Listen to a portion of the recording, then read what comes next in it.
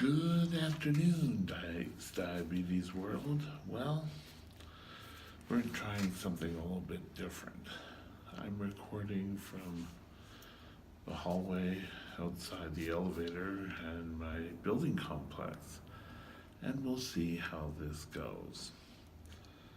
Well, today I want to talk to you about what your responsibilities would be with the service.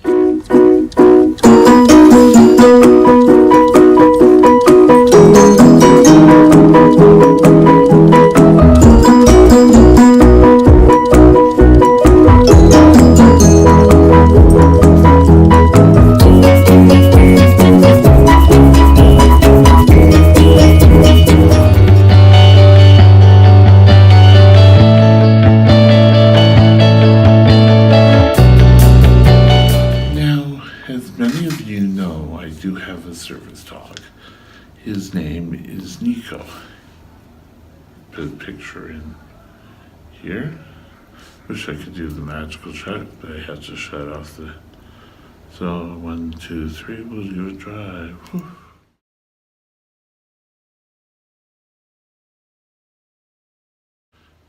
And here you go. That was Nico. Nico was my service dog, or is my service dog. Nico didn't want to come out in the hall and do it. He thinks I'm going to take him out somewhere. But a lot of people think service dogs are great. You know, oh yes, you'll always have a pet. You'll have all these great times. You know, you can play with it. But there are some realities that you have to look at.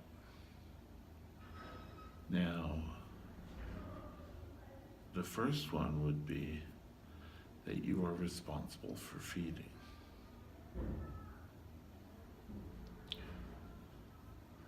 And that means you have to buy all the food, and they request that it's not a lower quality food. So, you know, they've put an awful lot of money into training these animals for you, that you are expected to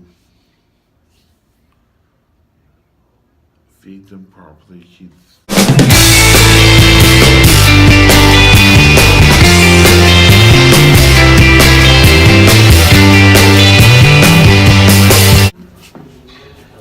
So that's an added expense. You are responsible for the food. No ifs, buts, and ors about it. Nico gives me a special service. So, in turn, he should eat well. Now, this does not mean table scraps, though at our training center, the dogs came with us for meals and they sat on the floor. Most of them kind of fell asleep, but the minute something was dropped, boom, they were all there. I swear it was the cleanest floor anywhere. But what they're meaning is you shouldn't be feeding your dog table scraps. If something drops, it's fair game. However, because we put so much fat in our foods, or spices, or salt, that these things can make your dog either gain weight or sick. So you don't want to be doing this to your puppy.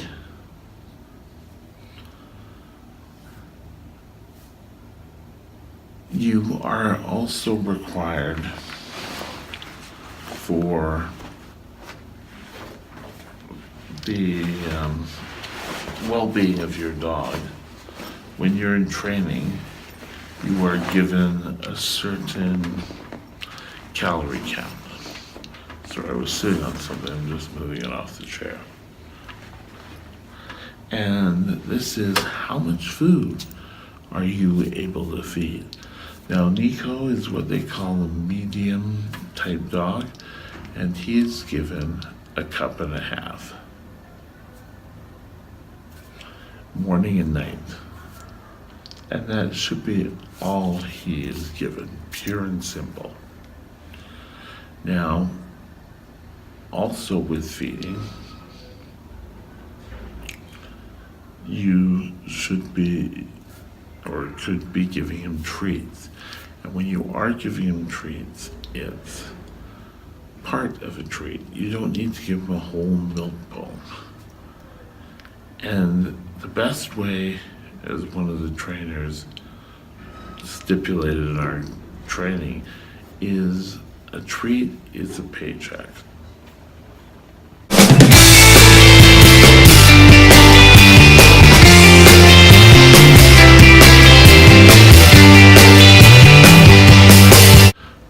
Besides food, you're wanting to go and see the vet. Well, you're not wanting to.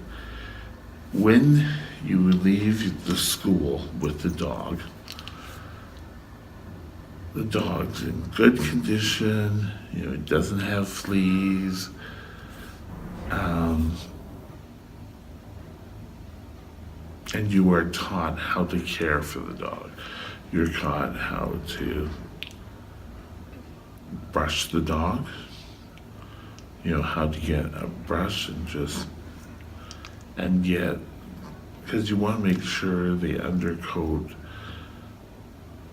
is brushed so they don't shed. You want to also make sure that you know the rules on how to play. And that seems very easy, and it is. You don't want to have your dog and not have him play. He's got to be able to interact with other dogs. Other than that, you're going to have a skinny dog who is scared of everyone and every other dog.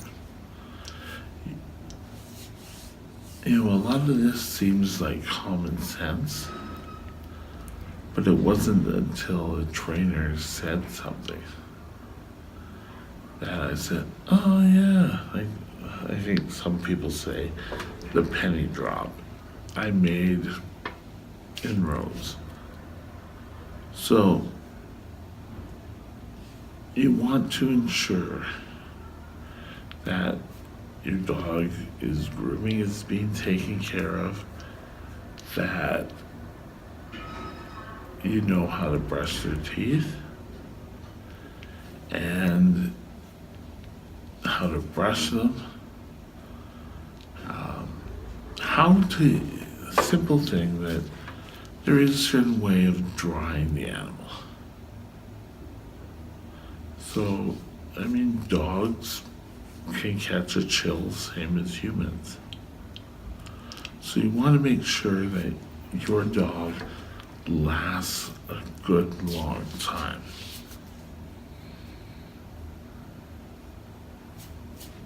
It's as simple as that.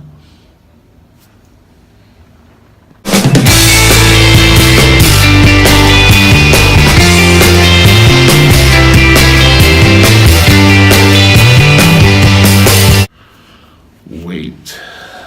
Now, this is something that, we should always be very careful of. Us as well as the dog. But the dog's life can be cut short if they are heavy. And your dog needs to be maintained within a weight guideline. It's usually about 10 pounds. And this weight is not hard to keep up with, but you should be going to places where you can weigh them. A lot of vet offices have the scales out in front so you can stop by and weigh your dog. I know that before an examination, the dog is always weighed, and that's great. You want to have a healthy diabetic alert dog, and you need to ensure that you're not, as I mentioned, feeding them table scraps or just feeding them all the time for no reason. Yes, the dog is going to love you, but it's not meant for that. You need to have a properly trained dog doing what they're trained to do. So allow them to do the work well.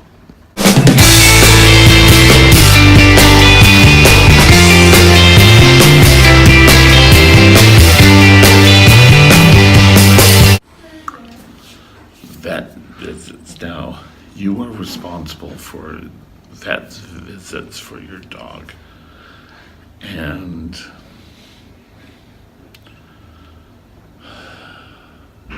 you need to go twice a year. And the vet bill is up to you. You have to keep your pet's vaccinations up to date. Like I said, you want your dog to do well out there. So you want to make sure that you do the reports every 6 months. Now, I can hear some people out of you out there. A cash grab. Well, it really isn't a cash grab. It's the school way of making sure their dogs are being treated right and that there's no abuse happening to these animals. You've got to remember they need some sort of control. And one of these steps is having a veterinarian see the animal and fill out the documentation. Now, one of the things we were told is when we got home, start looking for a veterinarian if we didn't have one. And I had a veterinarian. I had two. There's two sort of in the neighborhood, I should say. One I was not too impressed with. And I didn't know if he liked dogs or, there's some vets that only want to treat cats. And, that's not going to do anything for your dog. But I found a really good one. He allows me to come in, weigh my dog whenever. He does the paperwork for us, and he doesn't charge extra for that. And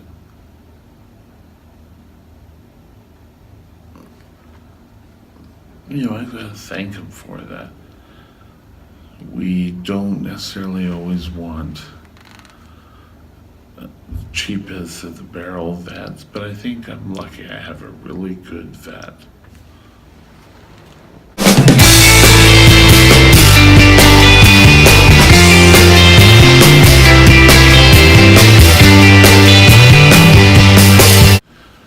Civic fees. That could be anything like your dog license. That's your responsibility as well. You need to do all the paperwork. The school's not going to do the paperwork for you and mail it in and pay for the fee. That's for you to do. Now,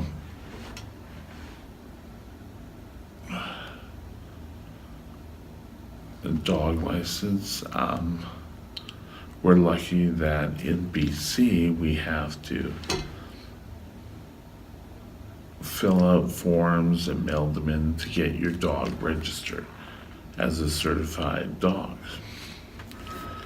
And you do this regularly, every 2 years, I think it is. But we're lucky we don't have to pay. But anything along those lines, it's going to be your responsibility. And you need to be aware of these. Any sort of ticketing, let's say you decide to let your dog off leash and you get fined for that. That's going to be your responsibility.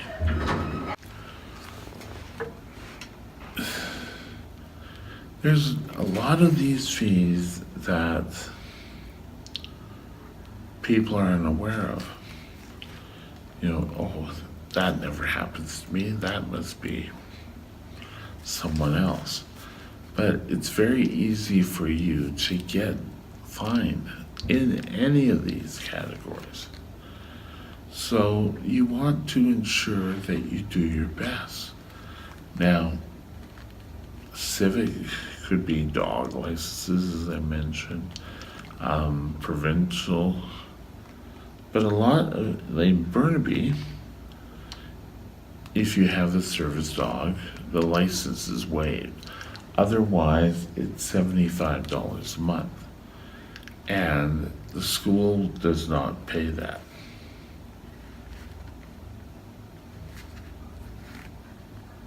It's, you kind of say, well, I want a dog. And they say, here's your dog. And did you take care of it?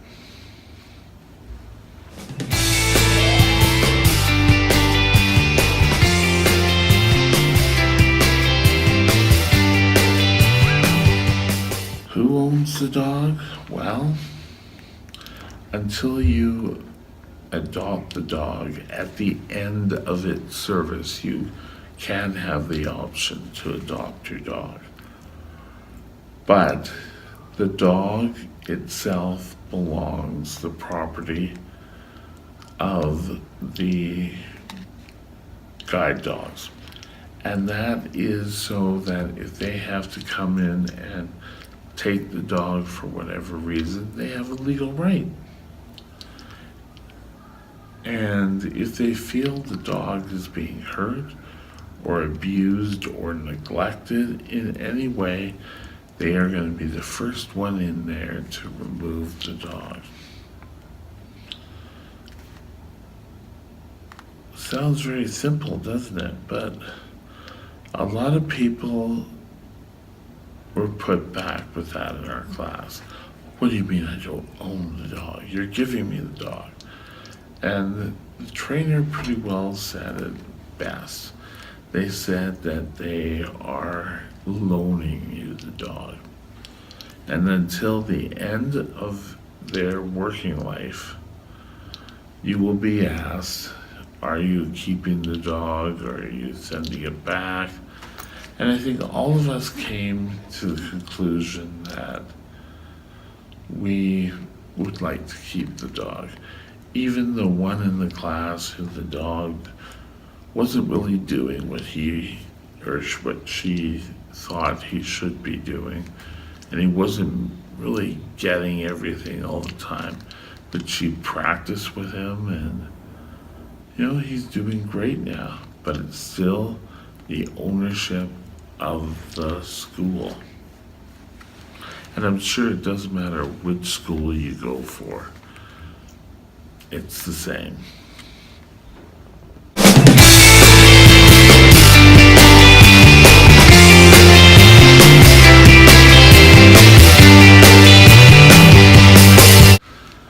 Now, there seems to be an awful lot of regulations over this dog, but I thought I would just reinforce the positives. Okay, number one, Nico has changed my life. he has allowed me to get out more. I'm able to go out, go shopping, and not always worry that my blood sugar is going to be dropping. He's there when I need him.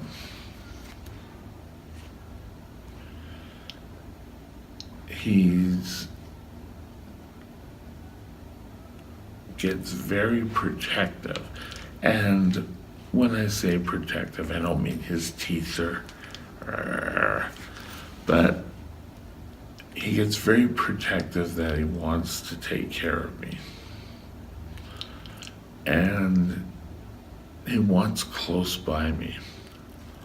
I think I've told many of you of the incident that I had in a grocery store, where eventually I was just spinning around, and Nico was by myself and he was spinning around. And I guess they eventually called 911, the EMS, and they showed up, and Nico kept trying to get in the way, trying to tell them, oh, something's wrong with him, And, yes, there was. I was severely low. I couldn't speak for a while. And I thank him for that. He's saved my life a number of times. When we go out, I keep him close. Sometimes he'll go off while sniffing. After all the work we did in class about distractions and everything, sorry, I should try. Nico doesn't distract easily. He may look up at something and then say, oh, okay, and continue on.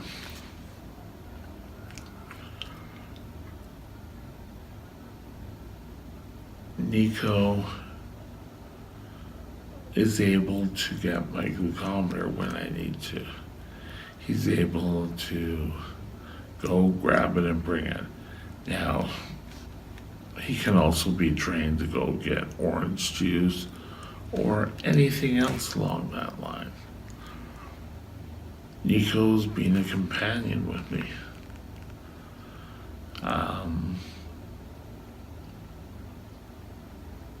He, as I mentioned in the other tapes,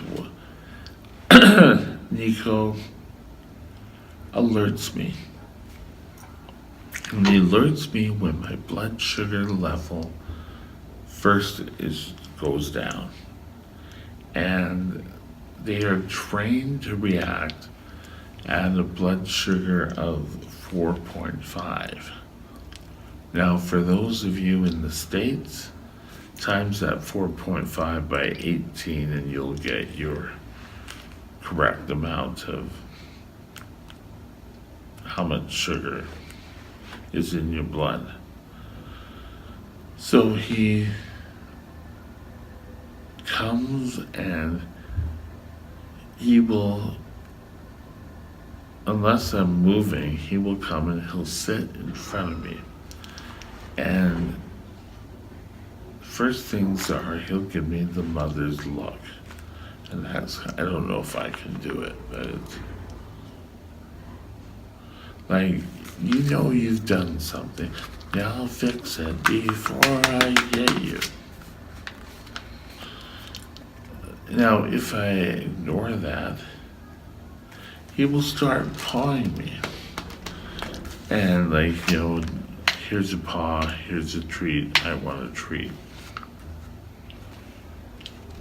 Next thing he could do, you see, in my chair, there's a little hole where the seats meet, and he will put his nose in there, and he'll kind of, plunge forward a bit. The last thing he'll do is jump up and he'll lick my face. At that point, unless I'm totally stupid,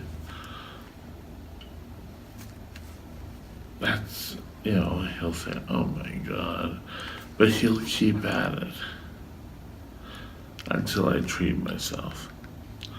If I become unconscious, he stays with me until help arrives.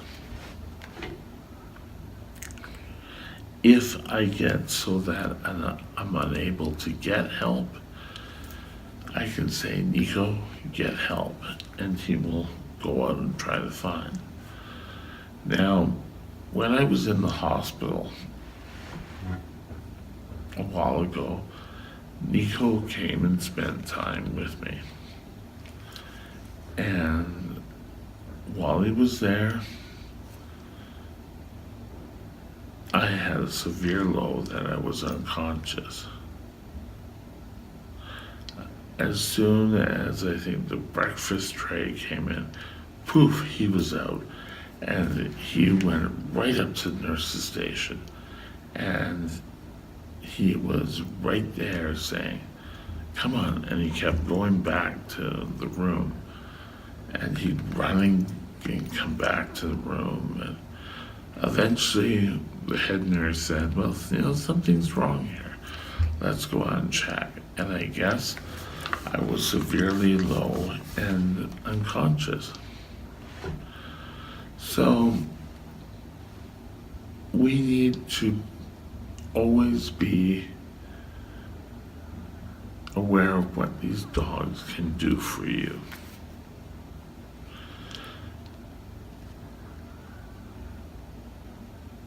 Nico has saved my life a number of times, and I am thankful for it.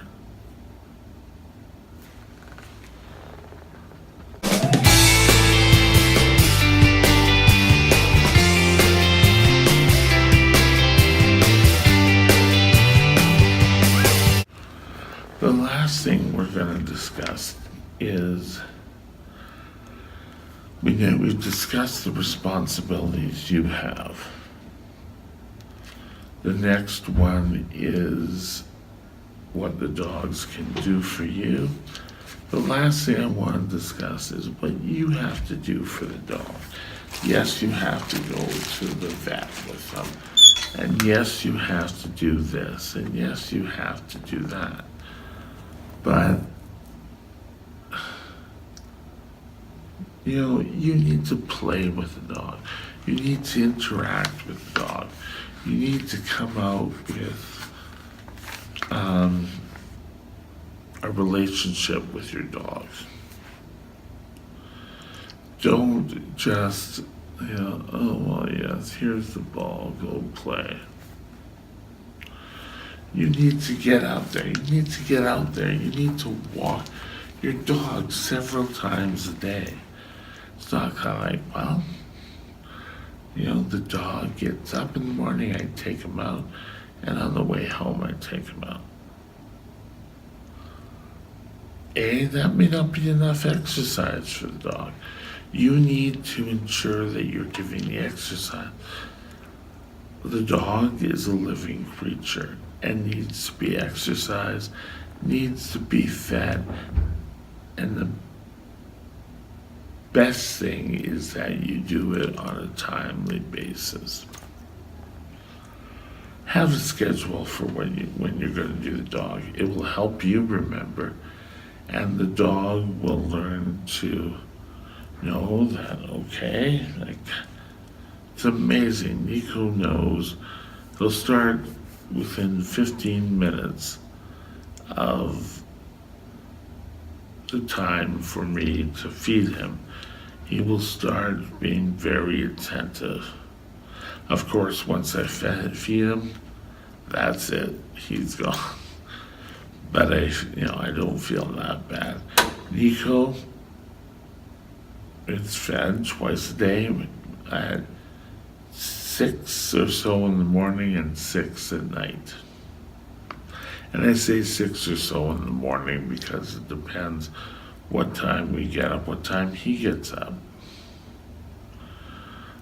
I take him for a walk then, and he knows in the mornings we'll go for a long walk.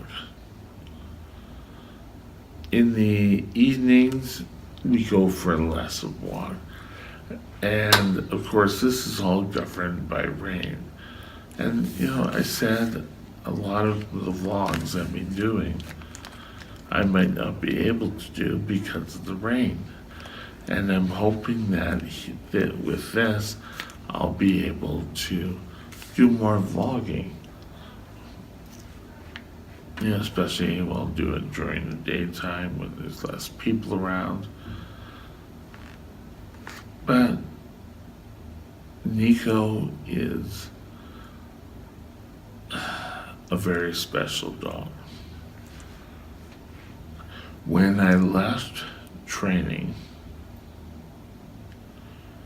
they said we weren't able to get involved with any fundraisers or anything till I learned to have a relationship with my dog. And I kind of, was kind of wondering, oh yeah, right. Well, because I'm in this chair, when I got off the plane, and I think I told this story before, Nico was a bit of a goofball. He was kind of like the class clown. And, right up when we boarded the plane and the other service dog went to the other area,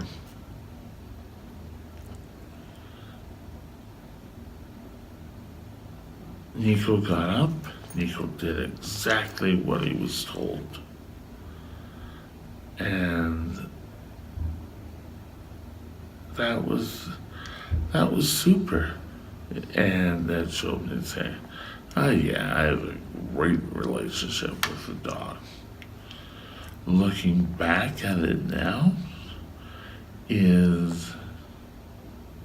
I basically didn't even know the dog. And I hate to say this, but they were right.